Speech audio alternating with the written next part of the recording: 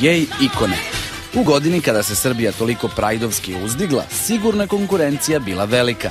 Zanimalo nas je šta je to što čini nekoga gej ikonom.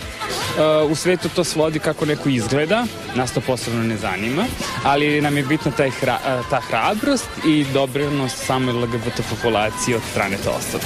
Aha, onda imamo jednu primedbu.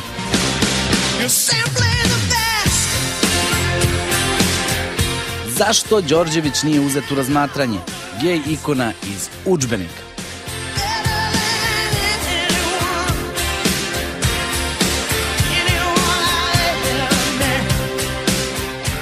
Vaš kolega, ako želi ozbiljno da se pozabavi svojom titulom gej ikone, može da nam se javi, pa mi to nešto preko veze da sredimo. Ja ću vama dati moju vizit kartu, pa nešto za sledeću godinu da odradimo preko veze.